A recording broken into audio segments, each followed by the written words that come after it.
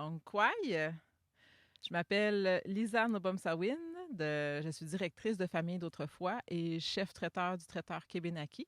Je suis native de la communauté d'Odanak. OK, donc le traiteur Kébénaki, en fait, c'est ma première entreprise. C'est un traiteur fusion, qu'on peut dire. Là. Donc, ça dit Kébénaki, qui est joint la cuisine du terroir, du terroir québécois à saveur autochtone. Donc, c'est pour ça le Kébénaki, pour Québécois Abénaki ensemble. J'ai démarré, dans le fond, cette entreprise-là en 2011. Au départ, ben, j'avais mis ça de l'avant pour sortir l'Indien du bois, comme on dit, pour justement essayer de faire un côté plus contemporain, puis d'amener les gens à, à découvrir aussi la culture autochtone, mais d'une autre façon, un peu plus justement contemporaine à ce niveau-là, à savoir qu'on n'est plus des gens qui habitent dans le bois nécessairement ou qu'on commence à manger de la viande séchée ou etc. Ça a été toute une éducation à faire parce que les gens avaient tendance à avoir un peu peur de manger un peu ma nourriture, se demandaient qu'est-ce que c'était, ils se demandaient voir si c'était pour avoir du castor sur le menu. Évidemment pas, là. La MAPAC me l'aurait interdit anyway, mais ça reste que ça faisait un peu partie du concept aussi, là, de les faire sortir un peu de leur confort.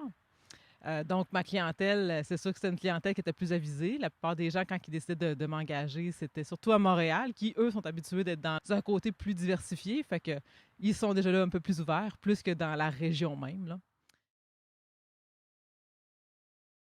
Puis, de fil en aiguille, quand est arrivée la pandémie, évidemment, moi, je me suis mis sur pause, comme tout le monde. Et puis, comme j'étais dans le milieu plus événementiel, c'était plus compliqué pour moi de continuer dans ce domaine-là. Puis, m'en aller dans la cuisine, que les gens viennent chercher des plats, mettons, du prêt-à-manger et tout ça, ça rentrait pas nécessairement dans le concept que j'offrais. Fait que j'ai mis ça sur pause, mais j'ai commencé à faire des lectures. Puis, ce qui est né, c'est la famille d'autrefois, qui est un OBNL, dans le fond, dans le but précis de promouvoir notre patrimoine matériel, mais aussi vivant, du côté canadien-français et autochtone.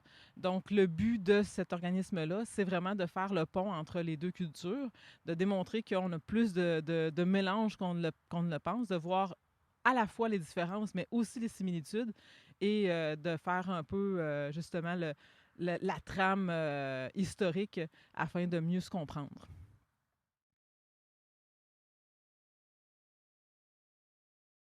Mais grosso modo, le patrimoine vivant, ce que c'est tout ce qui est encore vivant dans notre patrimoine. C'est-à-dire que les gens, mettons, qui décident de jouer de la cuillère, par exemple, des gens qui décident de faire des cuillères aussi, en fait partie.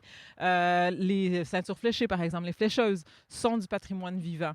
Faire, mettons, de la danse, de la gigue, par exemple, ou même des danses autochtones aussi, c'en est, ça aussi, du patrimoine vivant. Faire des paniers, la vannerie à Odanak, c'est du patrimoine vivant, ça aussi. Le patrimoine matériel, maintenant, c'est tout ce qui s'appelle antiquité, finalement. Ce qui nous habite encore, ce qu'on a encore là maintenant, qu'on est capable d'avoir accès, puis qui fait partie un peu de notre paysage, si tu veux. Comme par exemple une maison canadienne, c'est du patrimoine matériel. Avoir un banc de quêteux, c'est du patrimoine matériel. Fait que voilà.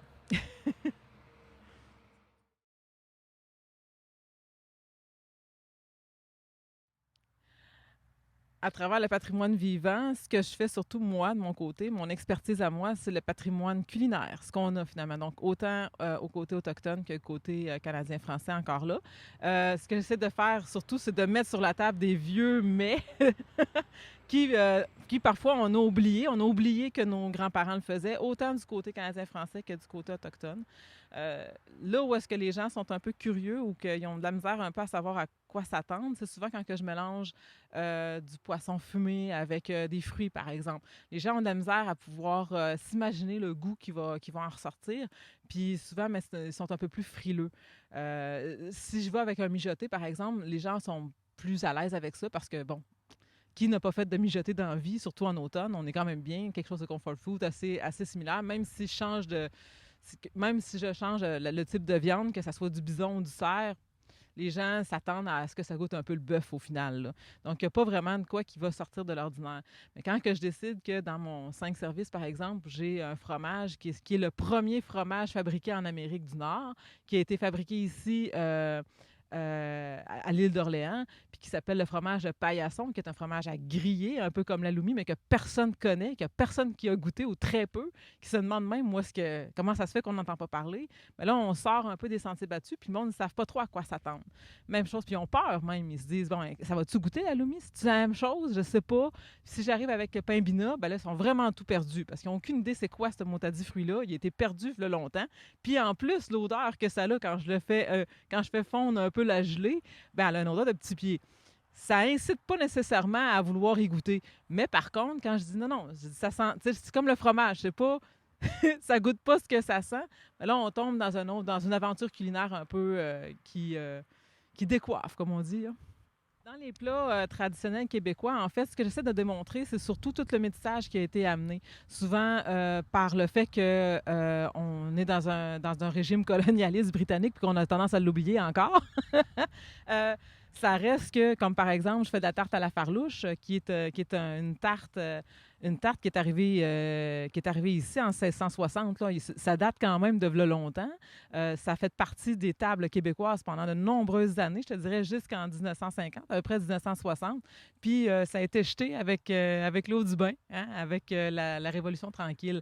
Fait qu'on a tendance à l'oublier justement ce que c'est. Puis ce que c'est une tarte au raisin sec. Dans le fond, c'est une tarte au raisin à base de mélasse et de cassonade.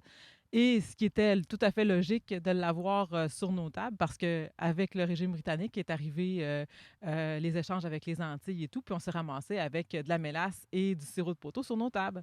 Alors, c'est ce que j'explique souvent, que c'est pas juste de l'érable. Souvent, on a tendance à parler de la cuisine québécoise avec de l'érable partout, mais il y a été une période où est-ce qu'on n'en mettait pas du tout sur nos tables, que ça faisait pas partie de notre patrimoine culinaire à ce moment-là. Pourquoi? Parce que, justement, il y avait d'autres influences qui étaient là. Fait que moi, je le remets sur la table, puis ça fait que les gens trouvent ça maintenant exotique d'avoir ce type de cuisine-là, alors que leurs grands-parents les cuisinaient là. En fait, le mincemeat, c'est la même affaire, c'est une tarte, c'est la même affaire. C'est juste que t'as la version, c'est les Britanniques qui disaient ça, puis nous autres, on disait farlouche. Pourquoi? Ça, je ne sais pas, par exemple. Je ne suis pas capable de te le définir, puis j'ai beau chercher et chercher, je ne trouve pas nécessairement la définition. Ben, parfois, ça vient du langage populaire, que ça a sorti d'une personne, puis finalement, ben, ça découle, puis on finit par avoir cette expression-là populaire, mais je ne pourrais pas te dire exactement. Dans le fond, tout ce qui est métissage, dans le fond, est inclus. Le but, c'est ça. Le but, c'est justement de créer des ponts. C'est pas de mettre les personnes dans des cases, c'est le contraire. C'est de démontrer qu'on est comme une ceinture fléchée. On est entremêlés, en quelque sorte. On a des influences, autant des personnes qui viennent d'ailleurs que des personnes qui étaient issues d'ici. Puis c'est ça qui est beau aussi. En quelque part, les Autochtones aussi ont fait ça. La bannique, entre autres, tout le monde pense que c'est un pain autochtone, que c'est un pain qu'on a toujours fabriqué ici, alors que techniquement, non. C'est arrivé avec une influence écossaise qui a permis aux Autochtones d'apprivoiser la farine. Donc, de connaître ça, de savoir d'où est-ce que ça vient, permet aussi de pouvoir créer des liens, de savoir, de retracer l'histoire et de pourquoi est-ce que ça s'est arrivé sur nos tables aussi. Dans le fond, dans chaque repas que je fais, ce qu'il y a de le fun avec de mettre les choses sur la table, c'est que ça crée des discussions, hein. Le but, c'est de créer des discussions. Puis quoi de mieux que d'avoir en plus du plaisir à la table pour pouvoir le faire? Ça incite à l'échange automatiquement. Alors, c'est ça le but de famille, dans le fond, au niveau culinaire.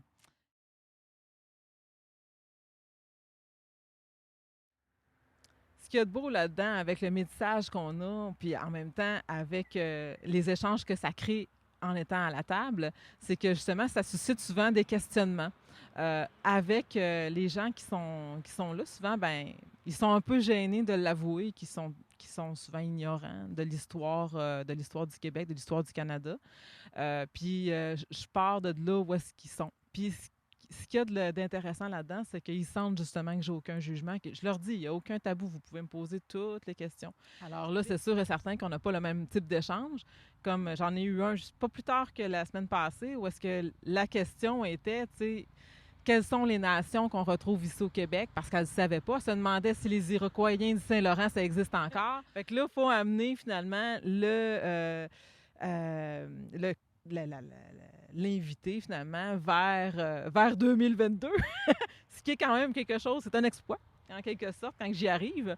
Mais justement, on y arrive avec ces questions-là. Puis souvent, ben, je vais les amener. On part souvent des questionnements qui arrivent du 18e siècle, mais je vais les amener jusqu'au 21e siècle avec tout le rouage. Souvent, je vais demander, puis ils sont... Quand ils arrivent avec ça, il m'arrive souvent, ils disent, on est désolé, on a des préjugés. Pour nous autres, des Autochtones, ça prend un coup, ça travaille pas. Puis ben souvent, ben, c'est avec ces préjugés-là que je vais les amener ailleurs. Puis je vais leur demander souvent juste la question, mais pourquoi est-ce que tu penses ça? T'sais? Et souvent, ben, soit qu'ils disent qu'ils l'ont appris dans les livres, ce qui est pas surprenant non plus, ou la plupart du temps, c'est dans les médias.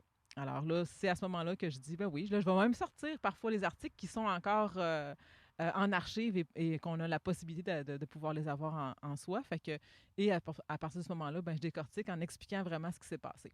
Quand que je parle de livres, je parle des gens qui sont retraités, qui, avant 1960, ont eu accès à des livres d'histoire qui dépeignaient un peu les Autochtones de façon un peu plus péjorative. C'était dans un but très politique, évidemment.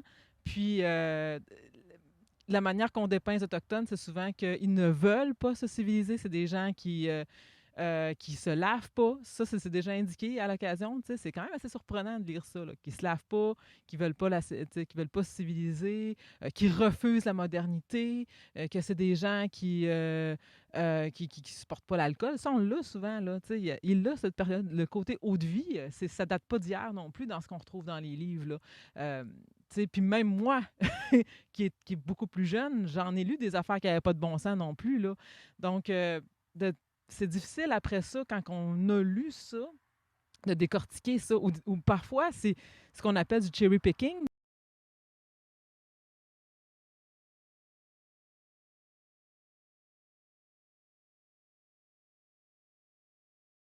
Qui est amené dans des livres d'histoire aussi, comme par exemple le fait qu'il y a un jésuite, un moment donné, qui a observé que les Autochtones avaient mangé du chien, puis que là, ça a rendu la généralité et que tous les Autochtones mangeaient du chien.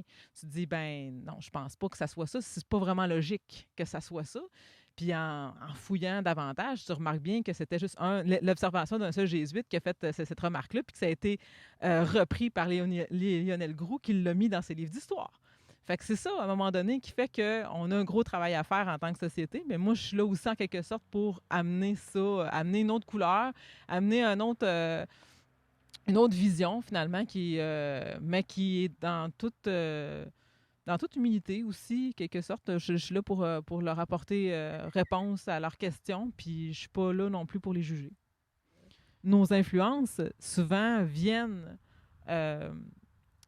de politique, justement, qui ont été amenées à gauche et à droite, puis que ça a eu des impacts sur notre culture, notre façon d'être, la façon dont on a évolué, puis le pourquoi est-ce qu'on s'est combattu justement pour le français, puis etc. Il faut savoir le pourquoi du pourquoi.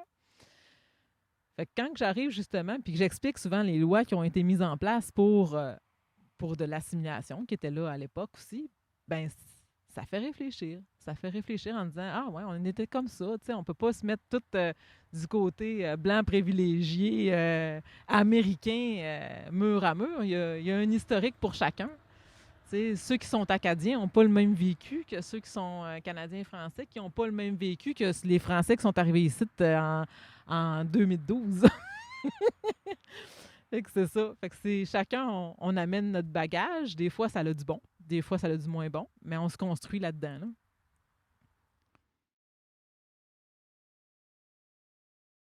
Les événements qui Famille Notre Foi va, c'est généralement des événements, évidemment, à connotation historique. Donc, on peut parler, par exemple, des fêtes de la Nouvelle-France, du marché public de Pointe-à-Calière. Ça peut être aussi sur les plaines d'Abraham, tout ça. On a tendance à être là. Souvent, on me demande une animation bien, bien précise, qui est une animation culinaire. Celle qui fonctionne bien en ce moment, c'est celle sur les collations autochtones. Genre, je l'ai même faite en Facebook Live il n'y a pas longtemps. Et ça pique la curiosité des gens, mais ça amène ça. Moi, le but de cette animation-là, ça le dit, c'est du traditionnel au commercial. C'est-à-dire que c'est des choses, c'est des aliments qu'on retrouve dans nos épiceries, mais qu'on oublie que ça a d'une origine autochtone. Alors, à ce moment-là, je cuisine devant eux et tout. Ils vont goûter à ça, puis ils sont parfois souvent très surpris, finalement, de ce que ça peut goûter. Ils trouvent ça très bon, et même souvent, ils prennent des notes. Fait que, pourquoi pas?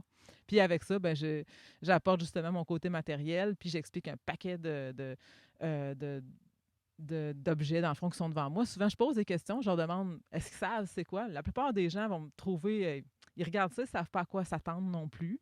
Des fois, je fais des liens aussi. Par exemple, j'apporte souvent mon moule à chandelle, puis j'essaie de dire qu'est-ce qu'il y a de lien avec un moule à chandelle puis la nourriture. Fait que les gens sont là, ben, c'est pour s'éclairer. C'est comme la logique même, mais non. Et là, j'explique justement que ça a un lien plutôt culinaire parce que les chandelles étaient faites à base de suif de porc. Puis c'est avec ça, finalement, puis c'est même avec ça que les religieuses ben, recevaient les Autochtones avec une bonne louchée de suif de porc qui était issue même de leur chandelle. Mais c'était quelque chose qui savait que nous, on aimait, que les Autochtones aimaient le gras comme ça, tu sais.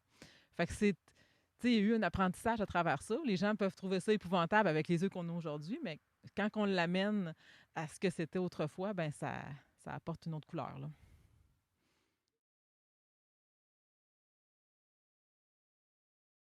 On est plusieurs dans la famille autrefois, puis chacun a leur expertise.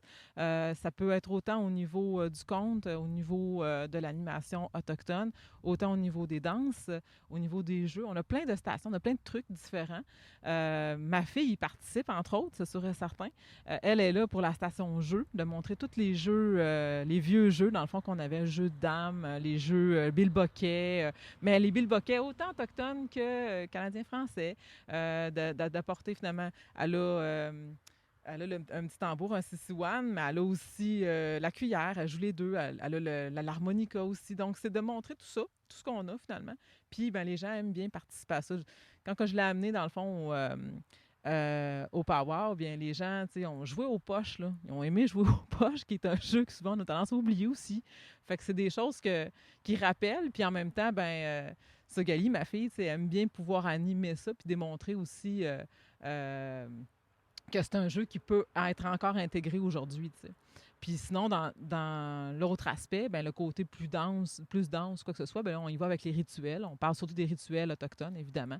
Euh, j'ai beaucoup de travail à faire et je travaille avec le Conseil québécois du patrimoine vivant pour essayer de me connecter un peu plus sur les danses traditionnelles québécoises, parce que ça, c'est pas mon expertise à moi. Mais je suis tout le temps en apprentissage aussi, puis c'est ça qui est beau aussi.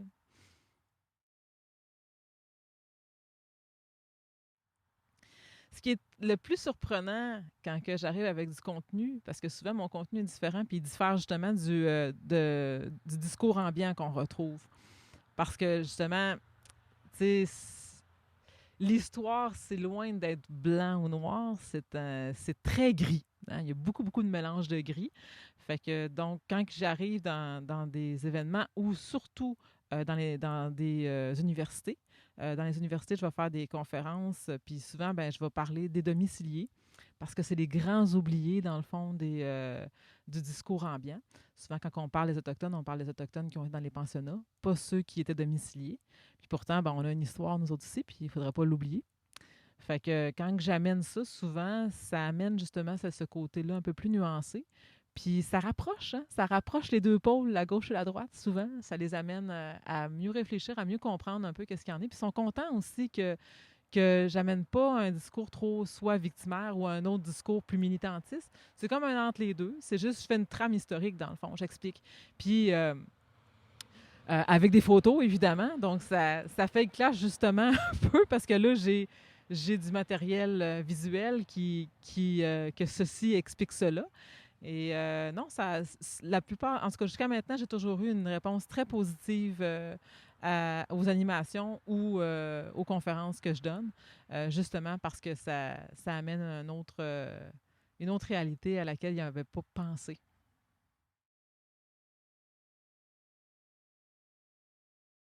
Quand que je parle d'Autochtones domiciliés, c'est des gens comme au Danak, dans le fond, on est euh, là, on est dans notre territoire, à Odanak, depuis 1660. Donc, on est dans un côté plus urbain. On est entouré de gens qui sont allochtones. Ça fait longtemps, dans le fond, qu'on fait des échanges avec eux aussi. On a entremêlé ça, la religion aussi, ou l'éducation à même la communauté, mais de façon graduelle. C'est une des raisons aussi pour laquelle est-ce qu'on n'a pas été dans les pensionnats.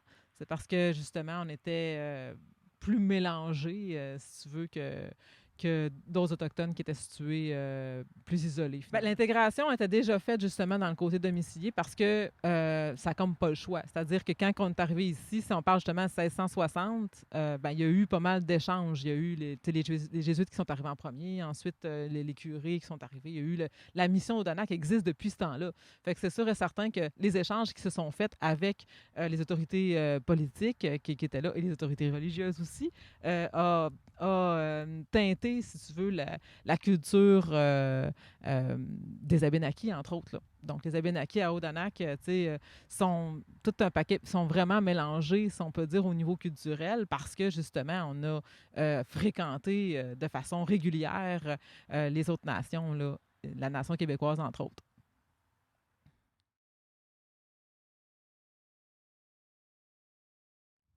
Je trouve ça curieux qu'on puisse penser que les Abénakis se sont éloignés de leur patrimoine, parce que si on la regarde bien comme il faut, euh, il y a encore de la vannerie, il y a encore des danses.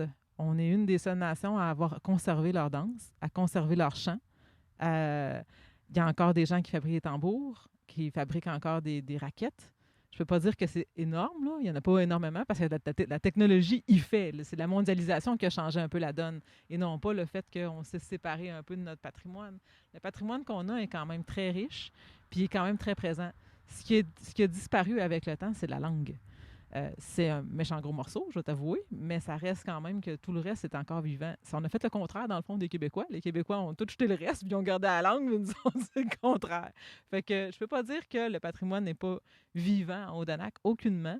Je vois des jeunes qui font de la vannerie encore aujourd'hui, puis j'en suis très fière aussi, ceux qui le font. Puis il y en a d'autres qu'une génération, c'est la génération des millénials en plus, qui, eux, ben, font de l'artisanat de façon très active, là. Ce que je pourrais dire au niveau des Abénakis, c'est on est une nation qui s'empêche de mourir, OK? Ça fait des centaines d'années qu'on essaie de nous éliminer, puis on est encore là. Persévérant. Mais en fait, c'est ça, c'est que le côté, oui, a tendance à vouloir à s'en aller, parce que, surtout que là, des fois, il y a encore là, des politiques qui ne favorisent pas à ce qu'on conserve ce patrimoine-là. Si on parle de là, justement, mettons par exemple, avant les années 60, il y a eu une période de 1895 à 1960. C'est une période où c'est que les Autochtones n'avaient pas le droit de chasser. Ben, c'est un peu dur dans ce temps-là de pouvoir faire du cuir puis, ou de tanner des peaux. Mais on l'a quand même fait pareil, mais on l'a fait avec la vache, tu sais. On n'a quand même pas perdu ce qu'on avait, mais on l'a juste transformé. Si on parle, mettons, justement de la vannerie, là, ce qui est le plus difficile présentement, c'est que il y a une politique au niveau fédéral qui est de protéger le frêne noir. Mais le frêne noir, pour nous autres, c'est notre ressource principale pour pouvoir faire de la vannerie. C'est avec ça qu'on fabrique nos paniers. Puis si tu décides de l'enlever, ben il n'y aura plus de panier. Ça vient avec, tu sais. Fait que, oui, des fois, il y a du patrimoine qui s'en va à cause de ça en partie. Puis aussi, avec le fait que on est dans une génération spontanée, puis que faire un panier, ben ça prend du temps. Puis, tu sais, pour ça, ben il faut aussi des gens qu'il faut qu'ils le fassent aussi. Battre le frein, c'est pas tout le monde qui le font non plus. Mais, tu sais, ça reste que c'est ça. C'est encore présent, moins présent que dans les années 60, c'est sûr. Mais on essaye c'est ça. On s'empêche de mourir à chaque fois. On dit non, non, non, il faut garder ça toujours vivant. Puis je pense qu'on le fait de bonne façon, là.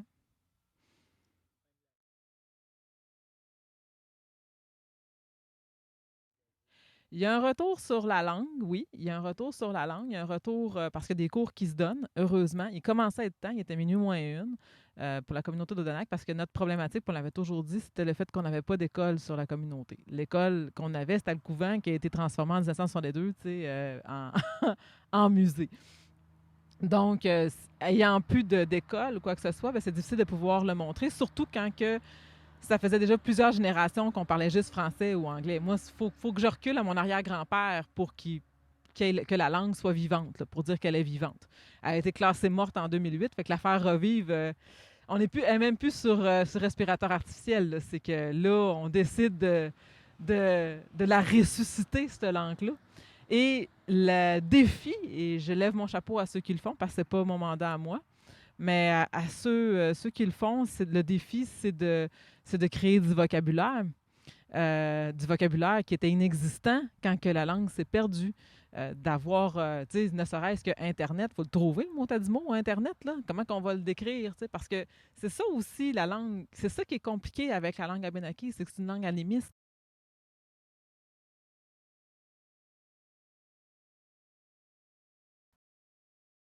Fait que de tomber avec...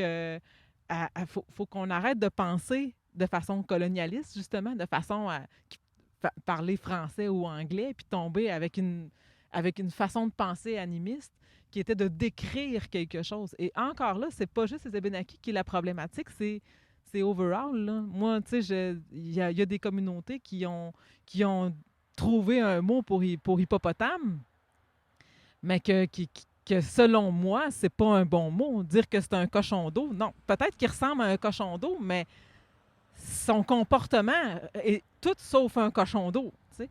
Fait que c'est. Puis alors que dans la langue même, ben, on est censé décrire le comportement de l'animal. Fait que c'est ça qui vient un peu problématique. Puis de décrire Internet ou juste même télévision. On a trouvé un mot pour télévision, puis c'est ce qui donne de l'information. Pas super d'accord avec ça, avec ce que ça donne de l'information. Moi, j'aurais quasiment remis ça à ce que c'était à la boîte à images, à la limite, tu sais, où c'est que c'est un peu plus large. Mais est-ce que, encore là, on va commencer à trouver un débat à savoir quel mot qui va être inscrit dans le dictionnaire des Abénaquis. Parce que là, ce qu'on fait, c'est de réduire aussi certains mots. Parce qu'on s'entend que, tu sais, trouver le mot, mettons, table, qui est le plancher qu'on mange dessus, ça commence à faire un long mot pas mal pour mot table, tu sais. Fait qu'on peut-tu trouver quelque chose de plus petit? Puis encore là, il y en a qui, ce qu'ils vont faire, c'est qu'ils vont juste traduire du mot français. Tu sais, ils savent pas quoi trouver comme mot. Fait que le mot micro-ondes va rester micro-ondes.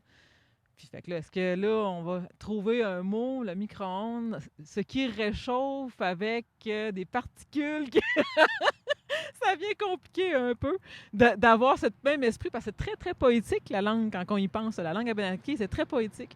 C'est quelque chose de beau qu'il y a là-dedans, mais c'est ça, c'est pas évident de faire renaître une langue, mais ceux qui décident de le faire, ben tant mieux. Puis si, en plus, ça peut influencer mes propres enfants à la parler, ben why not, t'sais. Des fois, je suis un peu précurseur. Quand les gens ont tendance à parler la langue, mettons, la langue française, tu sais, elle disparaîtra. C'est pas bien grave. Tu sais, là, l'anglicisme, c'est pas grave. Tu sais, on inclut des mots, c'est pas grave. Ça fait partie d'une langue vivante. Puis, what's next, comme on dit, tu sais, là. Puis, quand que moi, j'arrive, puis que je leur dis, ouais, mais, tu sais, nous autres, c'est de cette façon-là qu'on a perdu la majorité de notre langue, tu sais. On ne nous a pas arraché de force, comme d'autres nations, notre langue. Étant domicilié, on s'est dit qu'on n'avait pas le choix, si on voulait survivre dans les conditions dans lesquelles on était au niveau économique, d'apprendre le français et l'anglais à une certaine époque. C'était nécessaire. C'était nécessaire. Donc, la langue s'est perdue en grande partie avec ça, avec le métissage aussi, puis avec le côté économique. Fait que c'est sûr que quand j'arrive avec ça, que ça s'est fait vraiment progressivement, mais d'une vitesse assez incroyable, qu'en l'espace de 2 générations, on a perdu la langue. Là. C'est quand même quelque chose de 2 générations. Puis il y a de quoi aussi encore là paradoxal du fait que ma grand-mère était fière de ne pas parler à Benaki parce que, tu sais, elle se faisait pas chicaner par les bonnes sœurs à l'école, tu sais. Fait que ma mère était comme, elle dit, je pense que c'est quelque chose que tu n'as pas compris, mais tu sais, ça reste que pour elle, c'était ça. Elle était d'une autre époque, puis pour elle, c'était un avancement de parler l'anglais puis le français. D'avoir une éducation autre, c'était quelque chose de bien pour elle. Fait qu'elle ne voyait pas le côté pervers de perdre la langue. Puis quand j'arrive avec ça, souvent, puis que je dis, ben, si on ne fait pas attention à ça, ça peut arriver aussi aux Québécois. C'est une question de temps. Je veux dire, moi, si je vois ma fille qui écoute YouTube international, machin chouette, que, tu sais, elle m'arrive la plupart du temps avec des expressions françaises de France, tu sais, qu'elle va dire chais, puis tu sais, c'est chelou. Tu sais, c'est des expressions totalement françaises. On est en train de perdre beaucoup d'expressions québécoises issues d'ici en lien avec le fait de que ce que mes enfants vont écouter sur le net. Fait que, tu sais, c'est facile de perdre une partie de son bagage culturel, y compris une partie de sa langue, avec tout ce qui nous entoure, finalement. Fait que quand j'arrive avec ça, souvent, ben, ça a un impact. Souvent, ça fait réfléchir parce que moi, tu sais, je trouve ça plate de ne pas pouvoir parler ma langue, de chanter une chanson que je sais même pas c'est quoi les paroles. Je fais juste la chanter parce que je la connais par cœur, mais je pourrais pas te dire ce que ça dit. Pour savoir ce que ça dit, il a fallu que j'aille à un colloque où c'est que Philippe Charland était là, puis qui s'est mis à décortiquer cette chanson-là. C'est là que j'ai su qu'est-ce que ça voulait dire vraiment. Fait que ça en est triste. C'est d'une tristesse assez inouïe, mais je me dis, bon, qu'est-ce que tu veux? C'est le bagage qui m'a été légué. Fait que je vis avec. J'ai eu quelques cours en Abénaki. J'avais 7 ans, à peu près 7-8 ans. C'est sûr que j'ai appris les mots usuels, savoir compter jusqu'à 10, quelques animaux, savoir dire que c'est quoi mon nom, à quelle heure est-il, des choses vraiment super usuelles qu'on apprend dans n'importe quelle langue, là, et dont les fameuses insultes, qui ça reste tout le temps dans la tête, évidemment. Mais c'est ça, c'est pas mon défi à moi. Moi, je suis en parallèle, mais je les supporte quand même.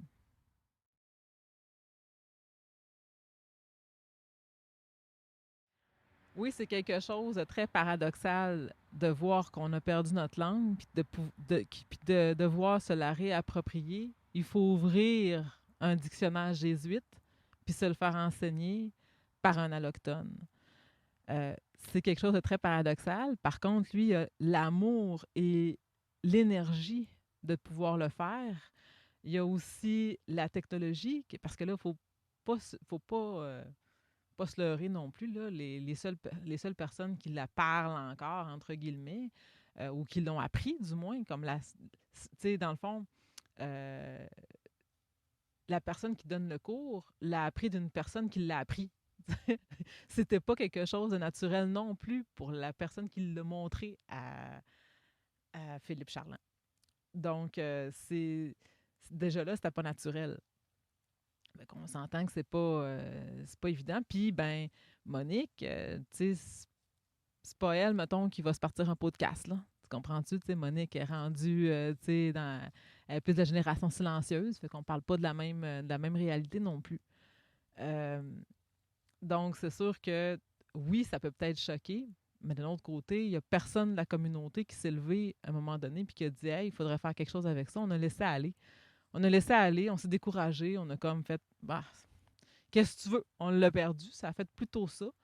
On trouvait ça bien dommage, mais il n'y a personne qui l'a repris de l'avant. Fait que si lui il l'a fait, ben tant mieux. Puis si ça peut nous encourager d'autres après ça à prendre le flambeau, tant mieux. Mais il fallait qu'il y ait quelqu'un qui se lève, puis c'est lui qui l'a fait.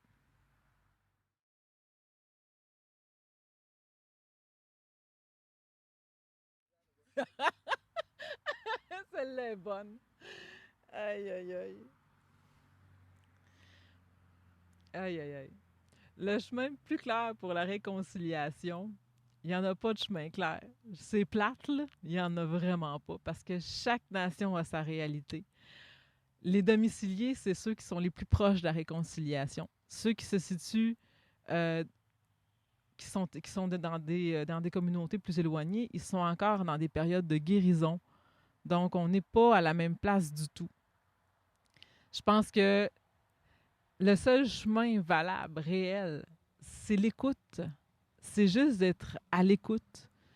Puis de se permettre de se comprendre. Autant, autant du côté allochtone que du côté autochtone. Parce que les Autochtones ne comprennent pas toujours non plus les réactions des Allochtones. Et pour ça, ben, il faut justement être capable de s'écouter autant l'un l'autre. Pas juste de s'enterrer l'un l'autre. Fait qu'il y a un échange qui doit se faire. Et quoi de mieux que de le faire en mangeant un bon repas? Fait que voilà. Si je regarde mon arbre généalogique, je suis métissée sur un temps riche, là. Tu sais, j'ai autant de Québécois, de Canadiens français, de l'anglais, d'Irlandais, puis de Benaki dans ma lignée, tu sais. Fait que, c'est bien dire, j'ai les patriotes en dedans de moi, au complet. Euh,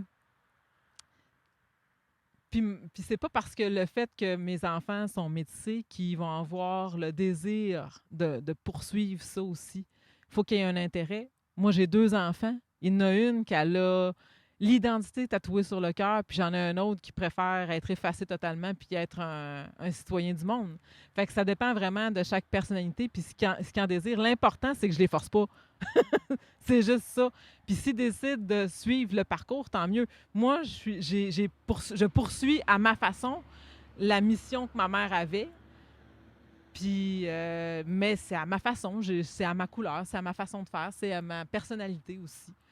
Fait que j'apporte euh, un autre visage finalement à la réconciliation. Ma mère, elle, quand elle l'a débuté, quand elle le débute ou qu'elle le fait aussi, ben c'est plus dans un lien de qui nous sommes en termes de culture. Moi, je dis qui nous sommes dans une vision plus historique. Mais les deux se, se chevauchent, si tu veux, puis en même temps, ben tant mieux si ma fille elle a adopté ça. Elle a dit qu'elle est plus abénaquise que québécoise parce qu'elle a une lettre de plus dans son nom.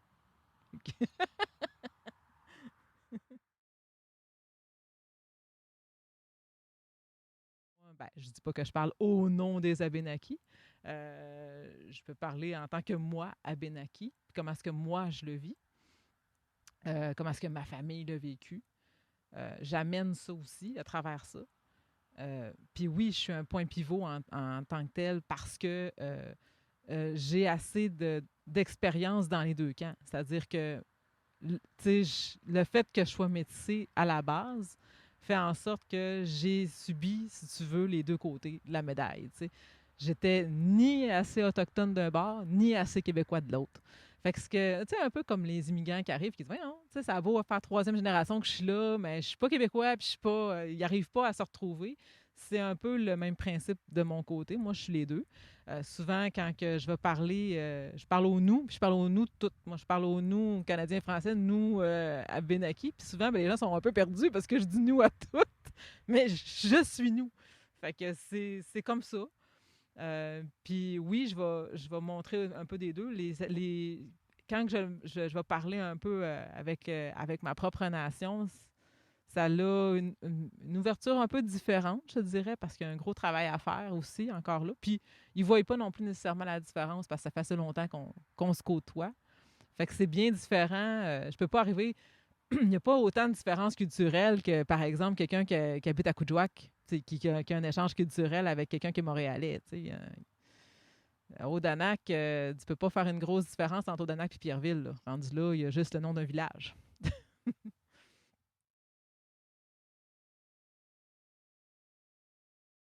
C'est c'est un peu du n'importe quoi. Je pense que les gens, quand on voit ça, ça reflète réellement le fait qu'on a peu ou pas d'éducation à ce niveau-là, surtout au niveau de l'histoire.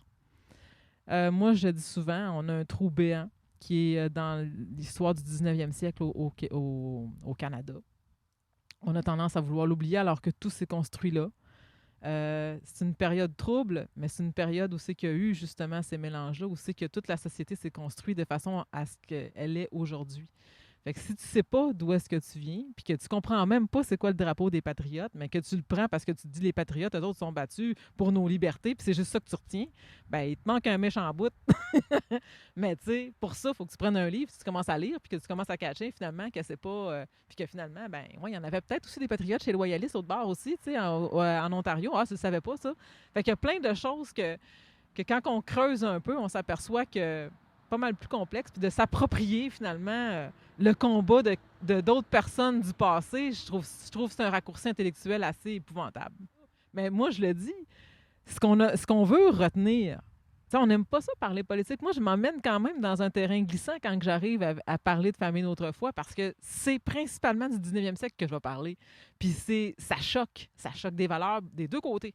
Fait que, tu sais, moi, je me souviens que quand je suis arrivée avec mon vêtement traditionnel du 19e, il y en a une à Benaki qui m'a dit Quoi, on portait ça? Ben oui, on portait ça. C'était nos vêtements traditionnels. Oui, oui. J'avais le chapeau de femme. Oui, oui. C'est ça qu'on portait.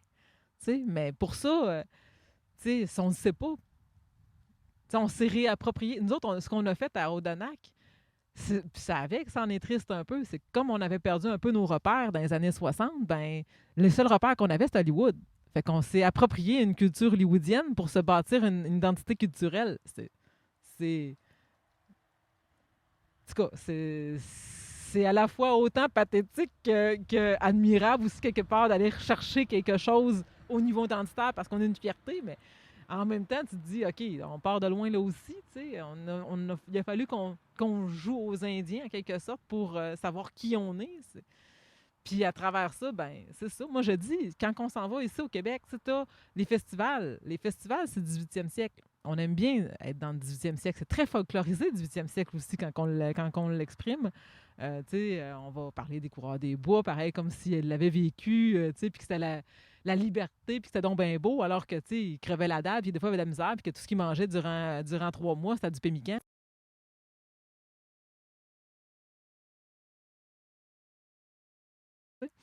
Mais ça, on a tendance à l'oublier. Puis quand on parle des Autochtones, encore là, eux autres aussi, ils vivaient dans la liberté, puis il n'y avait pas de trouble. On parlait pas des famines, puis des problèmes que ça avait d'avoir des maladies autres qui arrivaient, puis que ça pouvait dissimer je sais pas combien de gens dans une communauté, tu sais. Mais on parle pas de ce côté-là. On parlait plus du côté folklorisant avec les beaux vêtements, parce que, tu sais, ça rappelle une autre époque, puis c'est le fun de romantiser, si tu veux, une autre époque. Puis qu'après ça, tu arrives au 20e siècle, tu t'en vas au village québécois d'antan, puis là, il y a un côté très éducatif, mais on parle encore là très des familles, des filles de Caleb, à la limite, là, très, très filles de Caleb. Mais entre les deux, il s'est passé vraiment pas mal de choses, mais on a tendance à l'oublier. On a resté stické sur les rébellions des patriotes, justement, puis on oublie tout le reste, qui était qu'il y a eu la Fédération canadienne qui s'est bâtie là, il y a eu des lois qui ont été votées pour que les Canadiens français aient moins de droits que les Britanniques. Il y a eu la loi sur les Indiens qui est apparue aussi, il y a eu les pensionnats autochtones qui ont vu le jour. Il y a plein de choses qui est arrivé puis qui a fait changer l'histoire du Canada au grand complet.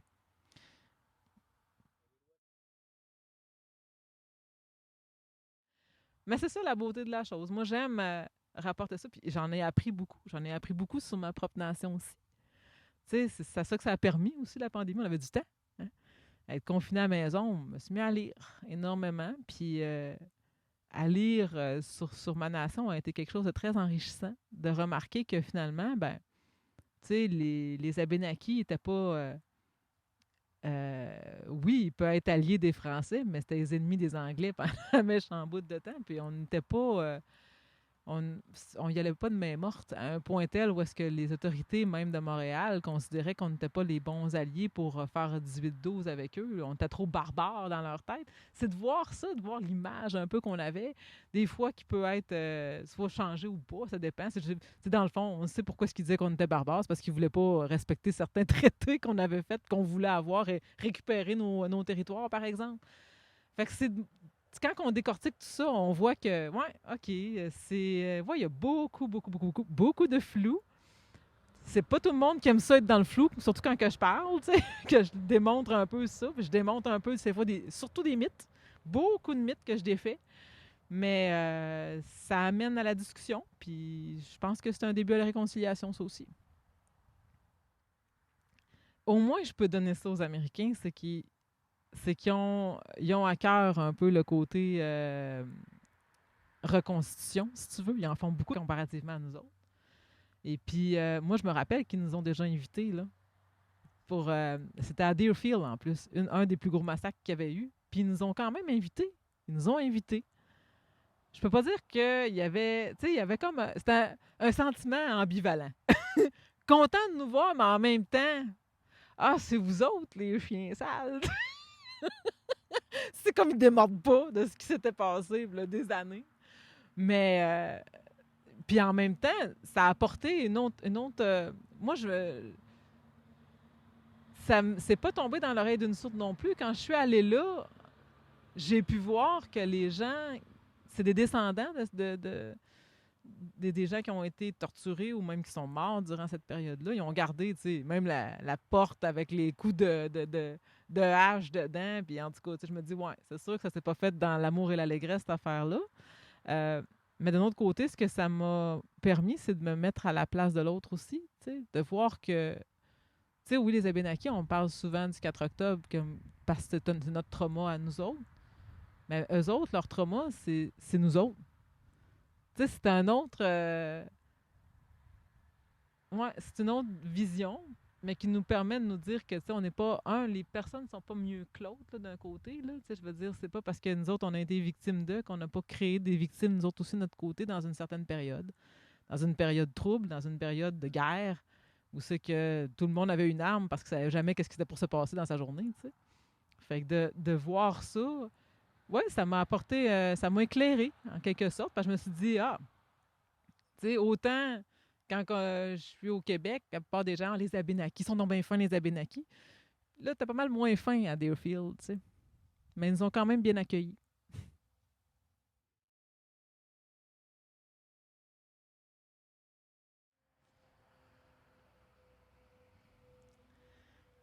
Le 4 octobre 1759, c'est la date commémorative. Ben, en fait, c'est la date où c'est qu'il y a eu le massacre de Rogers. Rogers, c'est un colonel qui est venu, qui était sous Amherst, OK, qui a eu le hockey, ou plutôt qui a eu l'ordre de mettre le feu au village. Donc, il a mis le feu au village des Abénakis pendant que la majorité des guerriers étaient sur les plaines. Donc, ce qui restait à Odanak, c'était les gens qui étaient plus vulnérables. Donc, c'est resté quelque chose de très traumatisant. Puis, je peux me l'imaginer que quand que tu t'arrives d'une guerre, puis ce que tu vois, c'est ton village en cendres. C'est quelque chose, c'est un trauma qui se garde de génération en génération parce qu'on le garde vivant, ça fait partie de notre patrimoine vivant, quasiment. Euh, Puis, c'est resté dans les annales. On a regardé ça comme ça. Puis, en même temps, ben, on fait cette commémoration-là à chaque année, où c'est qu'on se recueille puis qu'on parle justement de ce massacre-là pour ne pas oublier. Euh, mais il y a eu plein de rebondissements à cette date-là aussi, quelque sorte. Je te dirais qu'avant de faire une commémoration, ah oui, c'est avec, c'est paradoxal. La raison pour laquelle est-ce qu'on a une commémoration, c'est parce que Rémi Dolan, qui était le missionnaire de l'époque, a décidé que ça serait bien qu'on fasse une commémoration pour ça. Parce qu'au départ, les Abénakis voulaient la fêter. Ils voulaient fêter ça. Démontrer, on va faire une fête pour montrer ce qui s'est passé. Et le missionnaire, il a dit, ben, on peut pas faire une fête, c'est un massacre, on fête pas ça. On commémore ça. Fait qu'il dit, parce que quand que le couvent a fermé à Odanak, il a fermé en 1959. Donc, ça faisait une date un peu 59, 1759. On avait le bon timing pour faire la commémoration. Fait qu'il a décidé de faire la commémoration du 4 octobre. Puis l'année d'après, en 1960, qui démontrait le 300e anniversaire de Odanak, d'avoir été là, finalement. C'était plus logique de faire notre premier power, qui s'appelait à l'époque la fête indienne. Mais oui, fait que tu sais, c'était ça. On voulait fêter le massacre de Rogers. Puis à travers ça, bien, mais on le fait encore. Puis il y a eu l'armée aussi qui est venue à un moment donné pour cette commémoration-là. Fait que, tu sais, de là à faire une reconstitution, je ne sais pas. Puis qui c'est qu'on va prendre réellement, tu sais, parce qu'on s'entend que c'était des milices, c'était pas des habitants qui sont venus mettre le feu chez nous. C'est différent des Abénakis qui n'étaient pas milices, qui ont décidé de venir mettre le feu, dans le fond, à Deerfield pour récupérer leur territoire, tu sais. Fait que c'est une autre... c'est pas la même chose. Mais est-ce qu'on serait prêt à avoir une reconstitution de ça? Seigneur, je ne sais pas. Je ne sais même pas si Odanak serait prête à ça. On est rendu à l'époque où c'est qu'on a retrouvé le fort d'Odanak, c'est déjà ça.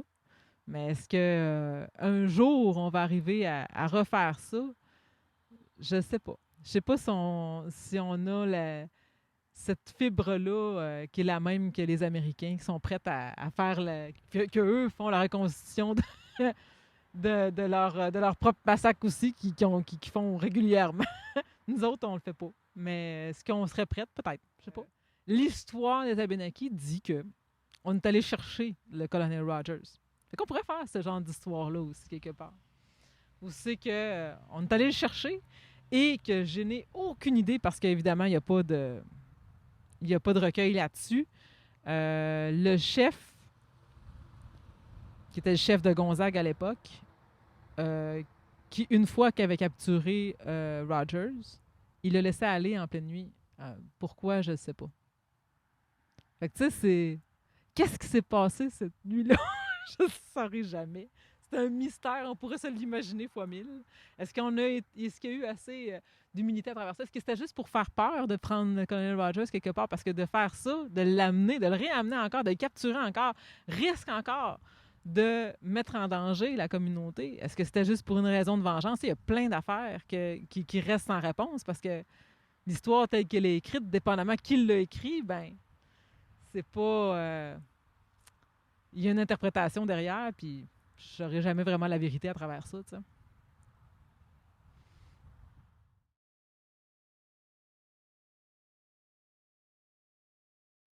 La manière que je vois l'avenir pour Famille d'autrefois, c'est que justement qu'on arrive à aller chercher un maximum de familles, autant Canadiens, Français qu'Abénakis ou que d'autres nations se jumellent à nous, puis qu'on arrive à pouvoir parler de différentes manières notre histoire, l'histoire du Québec qui est issue d'un paquet de nations. Alors pour moi, ce que j'aimerais, ce que je souhaite, ça serait ça. Il y a un paquet d'autres projets qui sont interreliés à travers ça, qui peut-être vont voir le jour ou pas.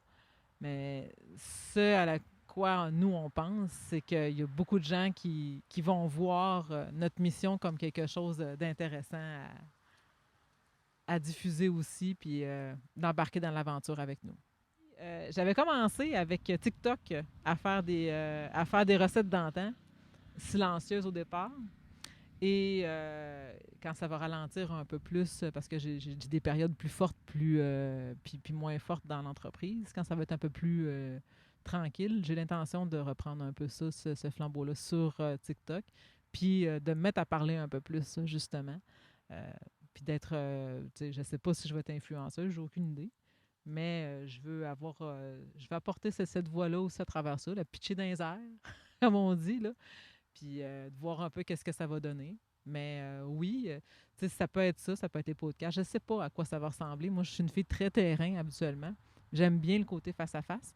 J'ai fait un Facebook Live, puis j'ai pas tellement aimé ça parce que justement, j'avais pas les réactions directes des gens. J'avais pas la vibe, si tu veux, des gens non plus. Fait que ça, c'est difficile à ce moment-là d'avoir le pouls, de savoir exactement qu'est-ce qu'ils veulent avoir comme réponse aussi. Des fois, ils posent des questions, je donne la réponse, mais peut-être que c'est pas cette réponse-là que ça s'attendait. Fait que, tu sais, j'ai plus de difficultés avec le côté réseaux sociaux, bien que, tu sais, je suis quand même assez à l'aise là-dedans, là, mais un côté à travailler là-dessus. Puis on verra ce que ça donne. Tu sais, l'entreprise est jeune, fait que c'est à voir ce qu'on va faire avec, là. Alors, on a vu des poules en arrière-plan, on a vu des écureuils, des feuilles tombées. Et là, on voit l'intervieweur qui était caché, qui se déplace pour remercier Lisanne Obomsawin de nous avoir accueillis chez elle pour cet entretien. Merci beaucoup. Tu sais, Oléoné?